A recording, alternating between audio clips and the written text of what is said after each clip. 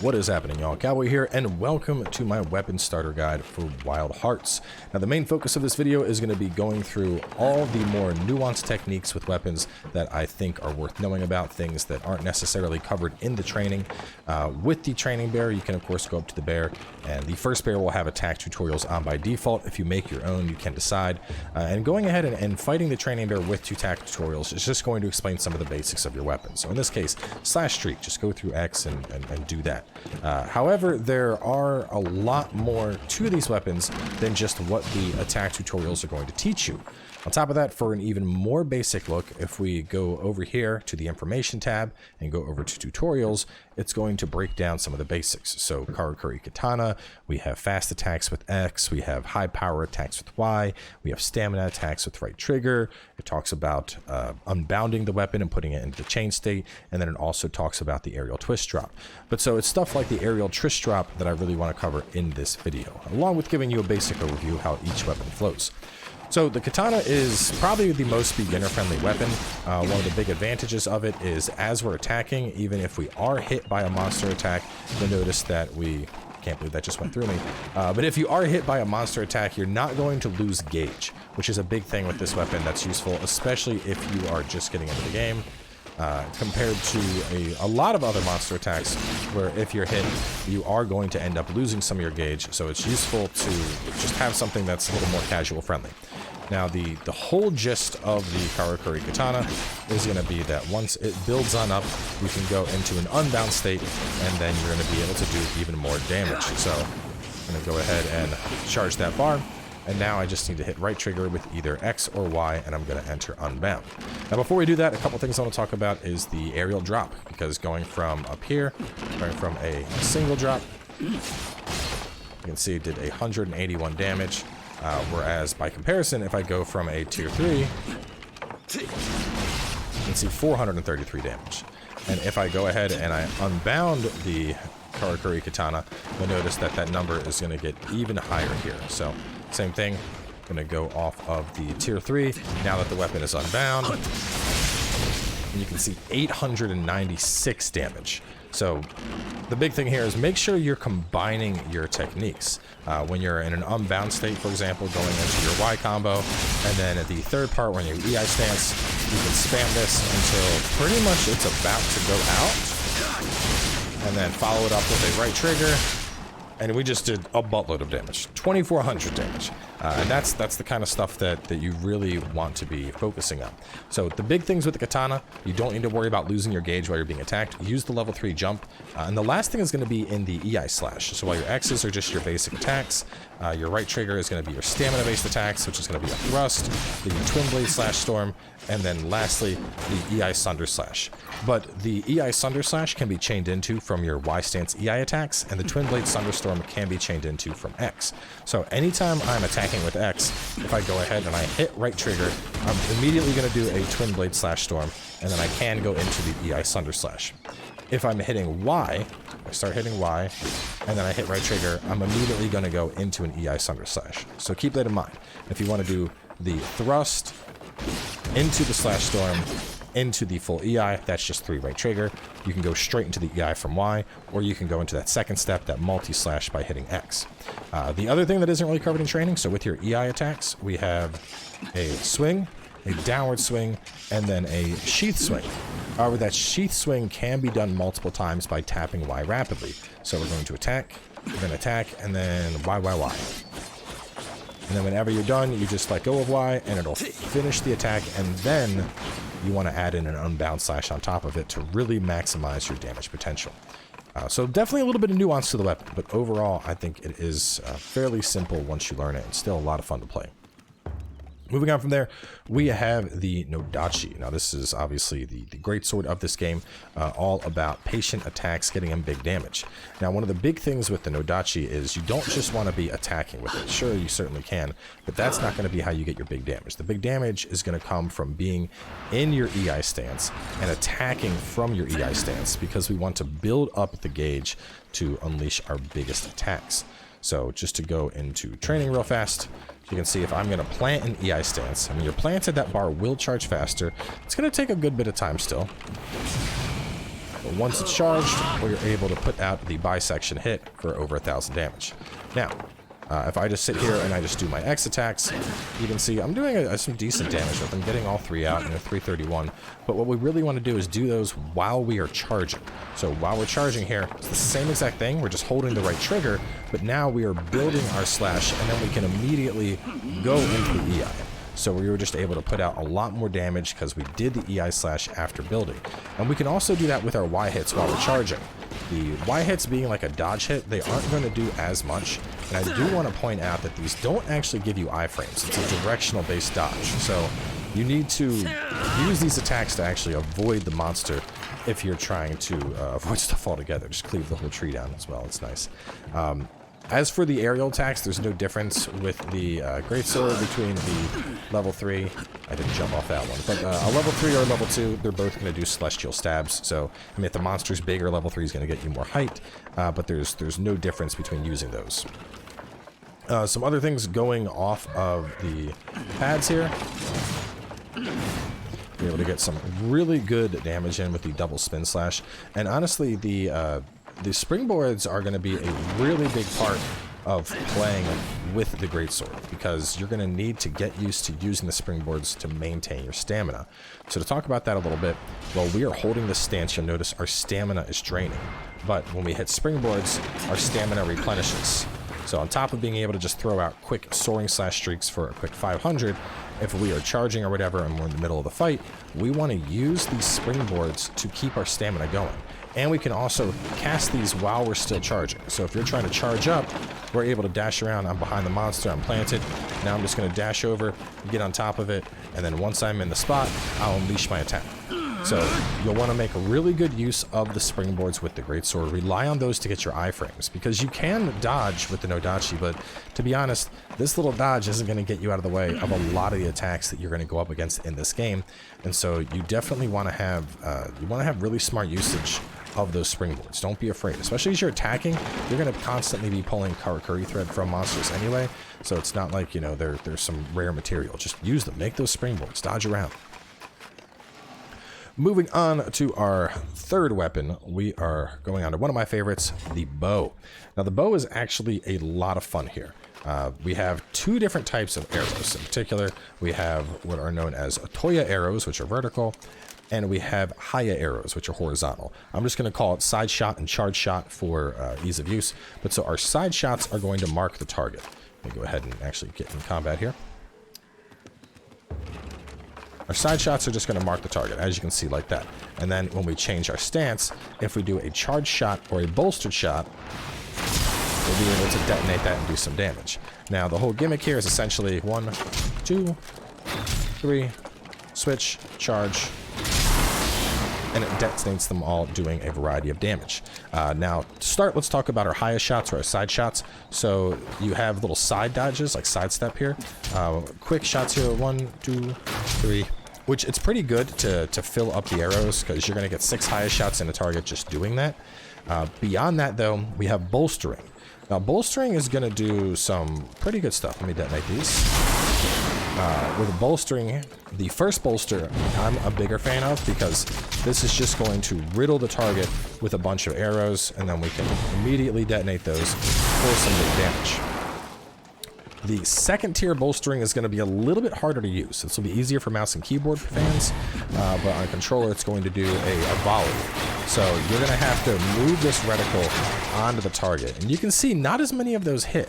So even if I bolster that again, it's also going to be based on your stamina. So the more stamina you have, the more that these arrows are going to be hitting. But even then, honestly, I find it very inconsistent unless I'm fighting some very large targets. So personally speaking, I'm a much bigger fan of doing tier 1 bolster to get my shots in, or just doing the regular shot patterns. In addition, we can also use the springboard with the bow to get some shots in. You can see just springing off, that got some shots into the enemy. We can even aim it too. So, you know, for example, we're dodging, aim, and throw those in. So don't be afraid to use your springboards to get some easy arrows into the target, some easy highest shots. Now, moving on from there, we have our vertical shots, or our Toya shots. Now, there's a couple different things here. The regular shot is going to do nothing. You never want to just do an Toya shot. Charge will pop. 2 charge. 1, 2 will pop. We also have bolstering levels. We have level 1 bolster, and then we have level 2 bolster. Which that's going to be the longest. Now, in terms of damage, a level 1, then a bolster level 1, then a charge 2, and then a bolster 2. Now, to be honest, just given the time it takes to do these shots, I would suggest you either do level 2 charge, which is just going to be that one, or instead you do level 2 bolster, because level 2 bolster is going to be significant. Just to show the difference here, if I do, not mean to do that. We're going to do, so I'm going to do a single level 1 here on filling up the arrows here, level 1 bolster. So we have 137 damage. 2-tier bolster. Let's see, 1127 damage. Now, by the same exact metric, we're going to let those numbers fall off. And then a 2-shotter, just charging it. You can see it's 615 damage. And the point I'm making here is if you have time, going for a 2-tier bolster with your vertical shot, with your Toya arrows, is by far going to do the most damage. If you're not able to do access to that, you're just going to want to do a regular 2-tier charge. That regular 2-tier charge, as you can see, even that arrow is doing 133, whereas this one is only doing 48. And even the burst, if I add arrows into it, the single-tier bolster bull shot is not going to be worth it. So, tier 1 bolster for the side shots, tier 2 bolster, or a regular charge for the vertical shots. Thing just hits so hard. But moving on from the... Oh, wait, one thing I almost forgot about the bow. Similar to how we can plant arrows with our... with using the spring pads, as I mentioned, we can also detonate easily using vertical. So if I use this, I already put my arrows into the target. Can instantly detonate from the jumps. So similar to every single weapon, there's going to be things that you're able to do with these basic Karakuri. Definitely do not ignore them.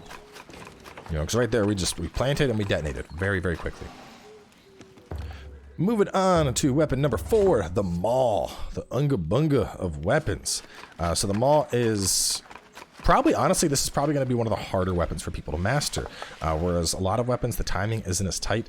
The whole thing with the Maul is the attack extension that it offers, and you have to have very well-timed presses. So now you can see the glow. And if you don't time it during that glow, you're not going to see the enhancement. And not only that, but you can't like spam it or anything. You have one press to hit. Now, the most basic attack is going to be just our pound. Our pound combo is by far going to be the quickest for damage. That's just going to be 3 proper hits, and then we're doing a quick hit there. The fully extended pound is going to be massive. Now, the jumping smash, this is a little trickier to use. This is more for like quick mobility, and you can actually chain it for quite a while. So if I do this, extend, and then pound, extend, pound, extend. I mean, it's very tight timing, as you can see. I even struggle to get it even after all the practice I've had. But one of the even then, even if I'm hitting this, the damage, you can see, it's taking a lot of time. We're only getting, 160 per fully extended jumping pummel compared to like the 900 on the X combo. So the real way that I would suggest using a jumping smash is going to be to hit, extend, hit Y again, and then you're going to hold right trigger when you extend to come down into a spin to win, and then that spin to win is going to end with a power smash. Now that same power smash we can also do from this. We go, it's going to hit, and then we're going to be able to extend. I think I have one right here. If we go off of this, we can hit, and then we can start extending and start spinning the red. And you're going to need to be down into the red. You're going to need to be pretty low on your stamina, about 25% remaining. Otherwise, it's not going to transition into that power smash attack. As for using the jump Karakuri, these are just going to do like a central fusel smash. It's going to be a spin to win coming down. Same thing with the glider Karakuri. And there's some more attacks that the hammer is going to get as we get more basic Karakuri, the stake and whatnot. But otherwise, it's a fairly simple weapon. But it is not that easy to use because of how precise the timing is. So like right now, just mashing R does nothing. That time I hit it. That time I hit it. Oh yeah, we can also hold R and spin to win, but to be honest, the damage is pretty negligible. Another thing to keep in mind is the hammer can actually launch your basic Karakuri, which makes it even more difficult to use because, you know, the things that you're using for mobility in the arena, you're just yeeting those out of the way. Now, they can do damage when they hit the monster, but if, you know, you have springboards placed for defensive use and you're knocking them away, it makes it a very high skill ceiling weapon to use compared to some of the others, I feel. But the damage is obviously there, as you saw. Moving on from there to the parry god weapon, we have the bladed Wagasa. Now on a surface level, this weapon is probably the most simple, but it's also going to be very skillful. The idea of the Wagasa is as we continually attack and as we get off parries, a gauge is going to build up. And the damage values will rapidly increase. So right now my spin dance 1 is doing 4. If I keep attacking and I get this up to where my gauge is at yellow, they'll be doing 7 per hit. So it's an incremental increase number-wise, but percentage-wise, that's huge. And if I get the gauge all the way up to red, those same attacks are going to be hitting for 8.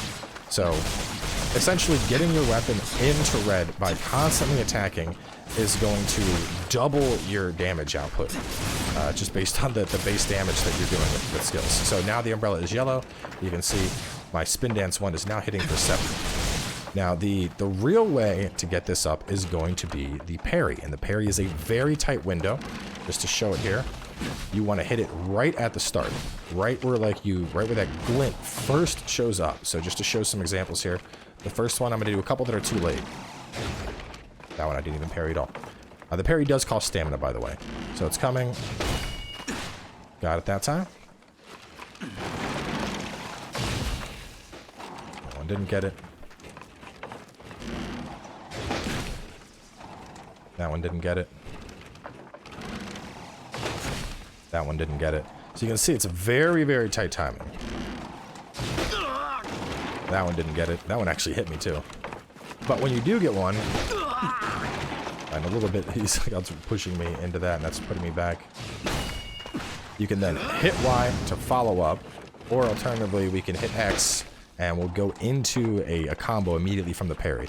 Now, the big thing to keep in mind here is the parry is immediately giving me some gauge. And on top of that, it's essentially giving me a temporary empower, so you'll notice that even attacking, look how much faster my gauge is now rising up. So it's very important that you are good at hitting your parries with this weapon if you want to excel and do good damage. It's also very important that you are constantly attacking with this weapon. If you're not constantly in the fray attacking, it'll start going down, as you can see. Now, in terms of dealing damage, one of the best ways here is going to be using your Y attack to reverse lunge, then doing a full aerial combo, and then the plunging comment. So Y into a bunch of X into Y. Your dodge is also very quick on your feet with this, so it's a very mobile weapon. But like I said, on a surface level, this is a fairly simplistic weapon. It's all about just constant aggression and constantly attacking. See, we're on our spin dance. We're now hitting 8 on those. The aerials, we're hitting really high damage. But the biggest thing here is just if you are good at hitting those parries, the damage buildup and what you're capable of doing with the Wagasa is insane. You are just putting out ridiculous amounts of damage per second. As for using some of the Karakuri, going off the bladed one, we get solid damage with that. Going off of the jump, we go into that plunging attack that we can finish our combo with. So, you know, all of it is just more attack, attack, attack, attack. But the biggest thing here, more than anything, is you really need to hit those parries. Because not only are you getting that boost to the bar, but since it's powering up the Wagasa, hitting those parries is incredibly important. Personally, I really hope they increase the timing. It's super tight. This actually has a 20% increased parry window on it. But the parries are tight. They're strong. Moving on from there, we have the cannon. Well, the cannon is not as mobile as the bow, but the cannon is like the unga bunga of guns. So to talk about the cannon, the basic idea of the cannon is the longer we stand still, we start shooting faster, and you can see how the tempo is kind of going up. Now you notice we have a heat gauge rising, and we have an energy gauge that's emptying out. We need energy in that gauge to shoot. So if we hit X, we create a key pool. As long as we are in a key pool, we are able to shoot. Now, once we start getting into red and we're heating up, you'll notice the cannon's growing. When we are at this, we want to hit Y, and we can launch out a mortar, and that will expend all of our heat. It'll also leave another key pool on the ground. Now, the gimmick here is when we launch that mortar, we want to actually hit the target with it. So we'll get up to red again. And now we're at red. We're going to go ahead, pull back a little bit on it, launch it out. And if it connects with the Kemono, you're then going to get a red area, and this means that you've created an empowered key zone. Now at this point, you want to go into the empowered key zone. You're going to hold right trigger and tap Y, and you're basically going to vacuum up that empowerment. So you can see the key zone stays, but we vacuumed up the empowerment, and now we're in a charge mode. So we can still shoot just how we were, but now that we're in a charge mode, the next time we hit right trigger and Y together, laser beam! So really, really fun weapon to play. Really like the gimmick of kind of building that up to do the laser beam. And there's, you know, if I was to stand in this, I can shoot the laser beam even longer. But just like all the other weapons, we can also, you know, use these. So launching off this, we're doing a volley of shots. If we were to go off of this, mini explosion there. And probably one of the biggest ones with this is if we grab this. This is one of the best ways to actually build up the heat, because look how fast we're starting to shoot.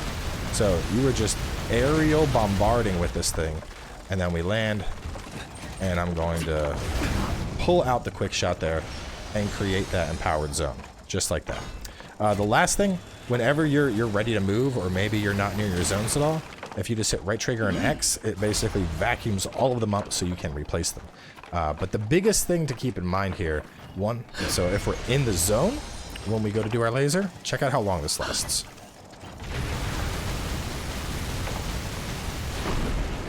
Way, way longer than the first time we did it, right? 2,600 damage there. So definitely keep that in mind. You don't need to build up the gauge multiple times. I thought that was what it was based on how the training was described. But basically, when you're in heat, fire the mortar, vacuum up that red zone, and then you can immediately go into laser. And obviously, don't forget that the glider along with this just lets you do rapid fire aerial bombardment. But as you saw there, it is, you know, we're fairly slow on our feet. You know, our dodge is not heavy, so this is definitely a weapon where you're going to want to be using those to get around, very similar to how I described it with the greatsword. And just for those unaware, so probably should have mentioned this earlier, but we start the game with access to the first 5 weapons, the cannon, the claw blade, and then the Karakuri Staff we unlock into chapter 2, basically after you defeat like your first large Kemono, like big Kemono, you'll unlock these. So if you're to just rush them, I'd say probably in like 2 to 3 hours, depending on how skillful you are, you could get to them. So they're not very deep, but you don't start with them. Anyway, up next we have the claw blade. Now this is the ultimate weeb weapon. You know, you thought dual blades in Monster Hunter were weeby. Dual blades got nothing on this thing. So the X and the Y attacks are very basic. X is just going to do a flurry of slashes. Hitting Y, we're going to do quick slashes. If we jump and hit Y, we have a spin to win, the drop slash. If we jump and hit X, we're going to do aerial combos. But we've now built up a meter. Now with that meter built up, we can use right trigger to claw onto the target. And there's a reticle, and now we can hit dodge to literally attack on Titan around the map. Now, when we hit, what we want to do is hit right trigger and then hit X. And that's going to dash us in with the wing blade spin slash. If we do it with Y, we're going to do a wing blade crescent slash. And the idea here is you want to dash back and forth until we are empowered. You can notice we're empowered because of the red glow. Once we are empowered and we do right trigger and hit Y, we're going to go in and do the final wing blade crescent slash, which you saw right there. And there's a couple things we can do to make this even stronger. You know, going off of the dodging things. We can do a couple attacks with that. We can also plant the claw in a couple different ways. And in particular, I want to point this out, is if we go off of this and we hit the claw, perhaps absolutely whiffed it. Hang on, let me put up a fresh one right here. Jump off, hit the claw. You'll notice that we got just a little bit of bar. You know, not too much, and we can always pop the claw off by sheathing our weapon. But by comparison, if we were to go for the triple box, this is going to get an enhancement very similar to how the katana did. So if I have the triple and I jump and I go for the plant, you can see already, even without building up any gauge from attacking, I got about 2/3 of that already built up. And so now I can go ahead and just keep attacking. Now what I like to do after I'm on is I'm going to do my Y attacks a couple times. Once I'm empowered, I'm only going to attack with X. I'm going to attack with X, or I'm going to dodge. And then when it's about to run out, I'm going to get that final Y attack in just to ensure that I can do that final wing blade crescent slash. That attack's only going to go off with Y. If you just keep attacking with X, you're not going to do that finisher. And that finisher is a huge chunk of damage. So always make sure that after you have clawed the enemy, before you end, you want to end with a right trigger to pull you into the target, and then you want to go in with Y. Right trigger and Y. Because the right trigger is going to be what pulls you towards it. There's no, there's nothing, so it wasn't pulling us there. But the right trigger is what basically yanks you in, what dashes you towards the target. And then hitting Y or triangle is going to be what executes that final attack after you have become empowered.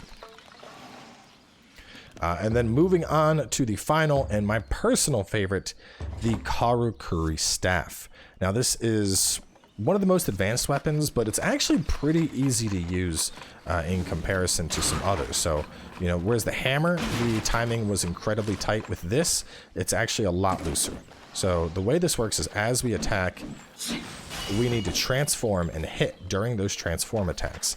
And to do that, we will build up our gauge, and then our gauge will let us use the Juggernaut Blade. Now your X's are going to be the basic combos with each of these weapons. So this one is going to be like a 1-2 stance. This is going to have a couple of different hits on it. Y is going to be transform specific attacks. So if we hit Y, we're going with that. We hit Y with this, we are throwing it on out.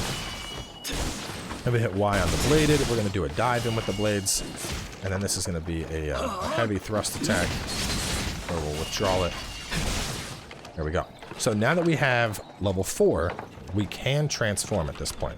So to do this, we would just do right trigger along with Y, hold it, and then we're going to hit right trigger twice to do a full body wave slice into a full body wind cleave. However, I would not suggest wasting your energy on that. You always want to take this all the way to max, because if you go all the way up to a max gauge, it's going to be significantly stronger. It's not actually letting me max out. That's fine. I'll just max out the old-fashioned way. So just to show what this looks like when we max, you can see I can throw that out at any time, but I'm going to go ahead and just hit a couple of these attacks.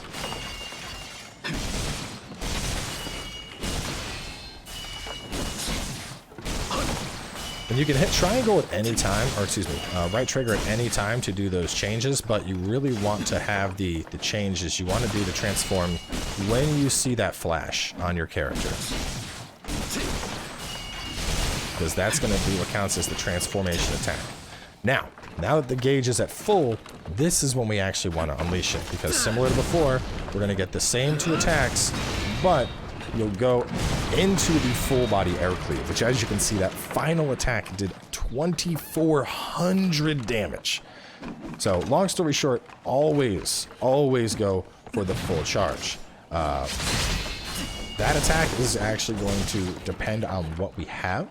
So as you can see, going back now that I have a different Karakuri out, we're going to pull out that, and then we're going to change into that. In a similar fashion, if we go from the springboard,